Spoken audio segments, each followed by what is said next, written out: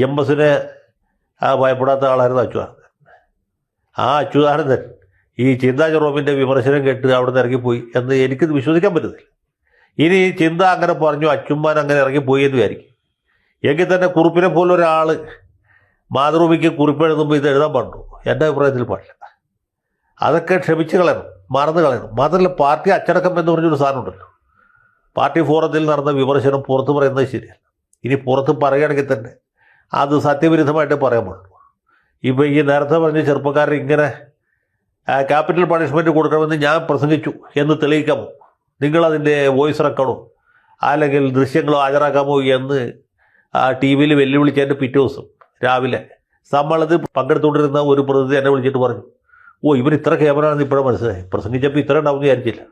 അപ്പം തന്നെ TV വന്ന് നിഷേധിക്കുകയും ചെയ്തല്ലോ എന്ന്. അപ്പോൾ അങ്ങനെ വേണം ചെയ്യാനായിട്ട്. നമ്മൾ പാർട്ടിക്ക് അകത്തൊന്ന് പറയാം, പാർട്ടിക്ക് പുറത്ത് വേറൊന്നും ചെയ്യുക. ചെയ്ത കാര്യം ചെയ്തില്ല എന്ന് പറയാം, ചെയ്യാത്ത കാര്യം ചെയ്തു എന്ന് പറയാം. അതാണ് പാർട്ടി പ്രവർത്തനം, അതാണ് വിപ്ലവ പ്രവർത്തനം. വെറും പ്രവർത്തനമല്ല, വെറും രാഷ്ട്രീയ പ്രവർത്തനമല്ല. അപ്പോൾ ഇങ്ങനെയുള്ള കാര്യങ്ങൾ ലംഘിക്കുന്ന ആളുകളെ മാത്രമല്ല, പിണറായി മഹാരാജാവിനെതിരെ പുറത്താരെങ്കിലും അഭിപ്രായം പറയാൻ പാടുണ്ടോ? അങ്ങനെ അഭിപ്രായം പറഞ്ഞാൽ വലിയ തെറ്റാണ്. അപ്പോൾ പിരപ്പംകോട് മുരളിയെയും സഖാവ് സുരേഷ് കുറുപ്പിനെയും വൈകാതെ പാർട്ടി കുലംകുത്തികളായിട്ട് പ്രഖ്യാപിക്കും.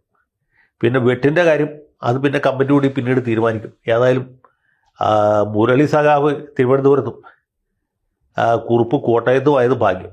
കണ്ണൂർ ജില്ലയിലങ്ങനെ ആയിരുന്നെങ്കിൽ ഇത് പറയുന്ന സമയത്തേക്ക് കോട്ടയം അവിടെ പുഷ്പചക്രത്തിന് വില കൂടിയാണ്. ഞാനിപ്പോൾ തൽക്കാലം ഇത്ര പറയുന്നുള്ളൂ.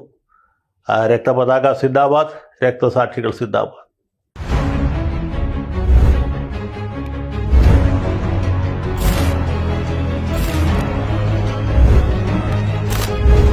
കൂടുതൽ വാർത്തകളും വിശേഷങ്ങളും നിങ്ങളിലേക്ക് എത്താൻ ABC മലയാളം സബ്സ്ക്രൈബ് ചെയ്യുക, ബെൽ ബട്ടണും അമർത്തുക.